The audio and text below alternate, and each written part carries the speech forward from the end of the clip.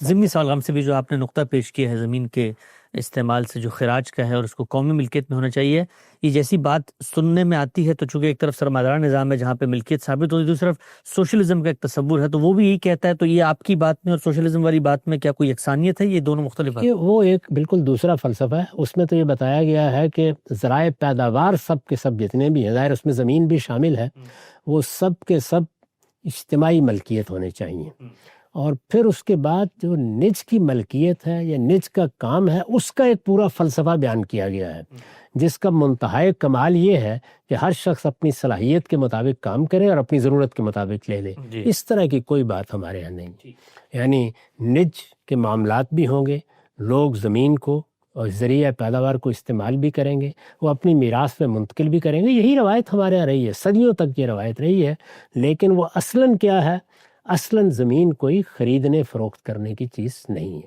یہ اس کے تصرف کا حق ہے جو بیچ دیا جاتا ہے اور خرید بھی لیا جاتا ہے اور آگے نئی نسلوں کو منتقل بھی ہو جاتا ہے. اس میں کوئی رکاوٹ نہیں ہے.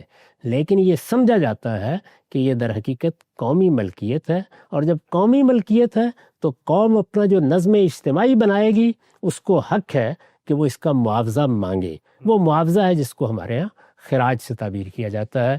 یہ معلوم ہے کہ مسلمانوں نے جب اپنا نظم رسالت مآب صلی اللہ علیہ وسلم کے بعد قائم کیا تو سب سے بڑھ کر جو چیز دولت پیدا کرنے، دولت کو جمع کرنے، دولت کو قوم کی دولت بنانے کا ذریعہ بنی، وہ یہی تھا. دوسری چیز کیا ہے؟ دوسری چیز یہ ہے کہ زمین کے اندر خزائن موجود ہیں. زمین کے اندر جو خزائن موجود ہیں وہ بھی اصلاً من جملہ قومی املاک ہیں. ان کا بھی کوئی بندوبست کیا جا سکتا ہے، ان افراد کے حوالے بھی کیے جا سکتے ہیں، اس سے متعلق بھی ایک قانون سازی کر دی گئی ہے. لیکن جو بندوبست بھی کیا جائے یہ سمجھ کر کیا جائے کہ دنیا کے اندر جینا ہے تو ایک قوم کو جس طریقے سے اللہ کی دی ہوئی اس نعمت سے فائدہ اٹھانا ہے، اس کے اندر جو خزائن ہیں ان کو بھی دریافت کرنا ہے. تو سب سے بڑھ کر توجہ اس جانب رہنی چاہیے کہ اللہ تعالیٰ نے جو خطہ ارض ہمیں دیا ہے اس کے نیچے کیا کچھ مدفون ہے، ہم اس تک رسائی حاصل کریں. یہ ہم نے اپنی آنکھوں سے دیکھا کہ اللہ تعالیٰ نے جب اپنے کچھ خزانے اس طریقے سے لوگوں کے لیے عام کر دیے تو ان کے ہاں رفاہیت کی کیا صورت پیدا ہوئی. یہ ہم خلیج کے ممالک میں دیکھ چکے، بعض مسلمان ملکوں کے ہاں خلیج کے ممالک کے علاوہ بھی اللہ تعالیٰ نے یہ نعمت دی، اس کے بھی اثرات ہمارے سامنے موجود ہیں. بہرحال یہ تو ایک چیز ہے، یعنی نیچے سے کوئی تیل نکل آیا ہے، سونا بھی نکلتا ہے، دھاتیں بھی نکلتے ہیں، اور معلوم نہیں کیا کیا خزائن ہیں جو اندر رکھے ہیں اور کیا کیا خزائن ہیں جن سے ابھی ہم واقف نہیں ہیں اور ہو سکتا ہے کہ مستقبل میں وہ ہمارے سامنے آ جائے. تو یہ دوسری بڑی چیز ہے. یعنی ایک چیز یہ کہ زمین جتنی کچھ بھی ہے اس کے ایک ایک قدم کے استعمال سے قومی املاک میں اضافہ ہونا چاہیے، اور دوسرے یہ کہ اس کے اندر جو کچھ ہے وہ ہماری توجہات کا مرکز بننا چاہیے. اس کو ہم نکال کر اس کو کیسے اپنے لیے ایک بڑی نعمت بنا سکتے ہیں، کیونکہ نعمت اس کا استعمال بھی ہے اور نعمت جو کچھ اندر مدفون ہے وہ بھی ہے. اسی کو قرآن مجید نے بیان بھی کیا ہے کہ اس زمین سے جو کچھ تمہیں حاصل ہوتا ہے اس کے لیے بعض اوقات ہم آسمان سے پانی برساتے ہیں، بعض اوقات نیچے سے دفینے نکال دیتے ہیں. اور دونوں ہی صورتوں کو دیکھیے کس خوبی کے ساتھ بیان کیا ہے. لَأَكَلُوا مِن فَوْقِ رَأْسِهِمْ وَمِن تَحْتِ أَرْجُلِهِمْ، یعنی نیچے اور اوپر اللہ تعالیٰ نے یہ عظیم نعمتیں دے رکھی ہوئی ہیں. ان نعمتوں کو بھی قومی سطح پر ٹھیک طریقے سے استعمال ہونا چاہیے. اور اس میں جو چیزیں ہمارے دین میں بیان کی گئی ہیں، قرآن مجید نے جو رہنمائی فرمائی ہے، خلفائے راشدین نے جو سنت قائم کی ہے، اس کی طرف میں نے چند اشارات کر دی ہیں. اس سے اب آگے بڑھیے تو پھر کیا چیز ہے جو قومی معیشت میں اپنا کردار ادا کرتی ہے؟ لوگ اپنی کمائی میں سے حصہ دیتے ہیں، جس کو آپ ٹیکس سے تعبیر کرتے ہیں. یہ چیز ہے جس میں آج تک یہ بحث فیصل نہیں ہو سکی کہ اس میں کتنا حق ریاست کا ہے اور افراد سے وہ کہاں تک مطالبہ کر سکتی ہے. اگر تو آپ اس کو اس اصول پر رہنے دیں کہ لوگوں سے اپیل کرنی ہے، ان سے کہنا ہے، وہ دے دیں گے تو اس کے مطابق ریاست کا نظم چلتا رہے گا، تو پھر تو کوئی اعتراض وارد نہیں ہوتا. لیکن کیا وہ قابل عمل بھی ہے؟ کیا اس طرح سے کسی ریاست کا نظام چلایا جا سکتا ہے؟ بالبداہت واضح ہے کہ یہ ممکن نہیں ہے. چنانچہ اس پر بہت کچھ بحثیں رہی ہیں. ایک زمانے میں بادشاہ سلامت جو فیصلہ کر دیتے تھے، فاتحین اس معاملے میں اپنی مرضی لوگوں پر نافذ کرتے تھے. پھر یہ معلوم ہے کہ نو ٹیکسیشن وداؤٹ ریپرزنٹیشن کی تحریک ہوئی. اب زیادہ سے زیادہ یہ ہے کہ لوگوں کی ایک بالواسطہ رضامندی حاصل کر لی جاتی ہے جس میں پارلیمنٹ یا اس طرح کے منتخب ادارے اپنا کردار ادا کرتے ہیں. اللہ تعالیٰ نے اس معاملے کو ہمارے دین میں لوگوں کے فیصلے پر نہیں چھوڑا. اچھا. اور یہ بتا دیا ہے کہ اس میں تو کوئی شبہ نہیں ہے کہ جب بھی کبھی کوئی معاشرہ منظم کیا جائے گا تو یہ ضرورت پیدا ہو جائے گی. یہ ضرورت پیدا ہو جائے گی لیکن انسان کی جان، انسان کے مال اور انسان کی آبرو کو حرمت حاصل ہے. جب حرمت حاصل ہے تو پھر ظاہر ہے کہ کسی شخص نے، خواہ وہ فرد ہے، خواہ وہ کوئی عالم ہے یا وہ کوئی مسلمانوں کا حکمران ہے، جو کچھ بھی لینا ہے وہ اگر بالجبر آ کے لینا ہے تو اس کے لیے سند چاہیے. یعنی وہ کیسے بالجبر لے گا؟ تو اللہ تعالیٰ نے فرمایا کہ یہ سند اس کائنات کا پروردگار ہی دے سکتا ہے. چنانچہ ریاست کا، نظم حکومت کا، معاشرے کا، جو تعبیر بھی اختیار کر لیجئے، حصہ کیا ہے میرے مال میں، یعنی فرد کی حیثیت سے جو کچھ میں اپنی محنت سے کماتا ہوں اس میں ریاست کا یا معاشرے کا حصہ خود اللہ تعالیٰ نے مقرر کر دیا. وہی حصہ ہے جس کو ہمارے یہاں زکوٰۃ سے تعبیر کیا جاتا ہے. اس کے معاملے میں بھی چند در چند غلط فہمیاں ہیں، ان کو رفع کرنا چاہیے اور یہ معلوم کرنا چاہیے کہ اللہ تعالیٰ نے کس خوبی کے ساتھ، کس توازن کے ساتھ وہ حصہ خود مقرر فرمایا ہے. اس سے آگے اگر کوئی حکومت، کوئی ریاست یا ارباب حلوہ قدم اٹھاتے ہیں تو وہ در حقیقت خدا کے فیصلے سے انحراف کرتے ہیں. وہ حصہ کس طرح مقرر کیا گیا ہے؟ اگر آپ سرمایہ کو دیکھیں تو وہ دو ہی صورتوں میں ہوتا ہے. ایک یہ کہ سرمایہ ہمارے پاس موجود ہے، وہ پہلے سے آ چکا ہے. وہ سرمایہ جو ہمارے پاس موجود ہے اس کو ہم اپنی دولت کہہ سکتے ہیں. وہ سونے چاندی کی صورت میں بھی ہو سکتا ہے، وہ آج کے زمانے میں جو کرنسی ہمارے پاس ہوتی ہے اس کی صورت میں بھی ہو سکتا ہے، وہ کسی اور صورت میں بھی. وہ جس صورت میں بھی موجود ہے اس کو ایک پہلو سے لے لیجیے. دوسرا یہ ہے کہ سرمایہ کی خود ہمارے ہاں پیدائش ہونا شروع ہو جاتی ہے. ہم نے ایک زمین خریدی اور کھیتی کرنا شروع کر دی، ہم نے باغات لگا دی، ہم نے جانور خریدے اور جانوروں نے اپنے بچے پیدا کرنا شروع کر دیے. اسی طرح ہم نے صنعتیں لگا دی، اسی طرح سے ہم نے بڑی بڑی عمارتیں بنا دی. تو پیدائش ہونا شروع ہو جاتی ہے. وہ ایک چیز ہے سرمایہ کا موجود ہونا اور ایک ہے سرمایہ کی پیدائش کا عمل. اس کو الگ الگ دیکھا ہے ہمارے دین نے. چنانچہ سرمایہ جو کچھ بھی موجود ہے اس کے بارے میں فیصلہ کر دیا کہ وہ جس صورت میں بھی ہے اس پر 2.5% معاشرے کا حق ہے اور وہ 2.5% معاشرے کو حق ہے کہ وہ بالجبر وصول کر لے. اچھا. یعنی معاشرہ، نظم اجتماعی، مسلمانوں کے ارباب حل وقت، یہ انہی کا حق ہے اور وہ جس وقت اس کا مطالبہ کریں گے ہر فرد کو انہیں پیش کر دینا چاہیے. یہ اس لحاظ سے تو عبادت ہے کہ اللہ پروردگار عالم کا حکم ہے، لیکن اللہ پروردگار عالم کی بارگاہ میں جب اس کو پیش کر دیا جاتا ہے تو یہ آسمان پر نہیں جاتا، اس کو معاشرے کے سپرد کیا جاتا ہے. اور معاشرے کے سپرد کرتے وقت دو ہی صورتیں ہو سکتی ہیں، یا مسلمانوں کا کوئی نظم اجتماعی موجود ہے یا وہ موجود نہیں ہے. اگر وہ موجود نہیں ہے تو ہمیں اللہ کا حق یہ خود اس کے مصارف تک پہنچانا ہے، اور اگر نظم اجتماعی موجود ہے تو اسلام کی ہدایت یہ ہے کہ یہ اس کے سپرد کر دیا جائے. اس کو بھی اس سے آگے تجاوز کر کے کوئی چیز نہیں مانگنی چاہیے اور لوگوں کو بھی اس کی پائی ادا کرنے میں ادنا درجے کا کوئی انحراف نہیں اختیار کرنا چاہیے. اسی طریقے سے جس طرح میں نے عرض کیا کہ جو سرمایہ موجود ہے اس میں 2.5% حق مقرر کیا گیا ہے جب وہ پیدائش کے عمل سے گزرتا ہے، جس کو ہمارے ہاں عام طور پر انکم یا آمدنی سے بھی تعبیر کر لیا جاتا ہے. جب سرمایہ پیدائش کے عمل سے گزرتا ہے تو یہ بتایا گیا ہے کہ پھر دو ہی صورتیں ہوں گی، یا وہ محنت اور سرمایہ دونوں کے تعامل سے گزرے گا یا کسی ایک کے.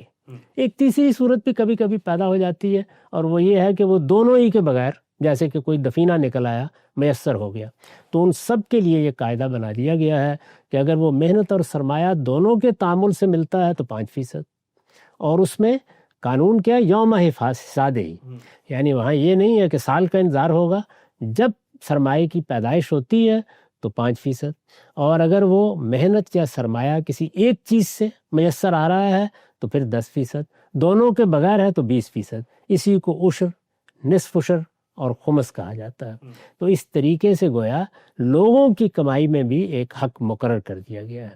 یہ چیزیں ہیں جن کو مسلمانوں کو ہر حال میں پیش نظر رکھنا چاہیے. یہاں چونکہ امت مسلمہ، مسلمان ممالک، ان کو کیا کرنا ہے وہ زیر بحث ہے.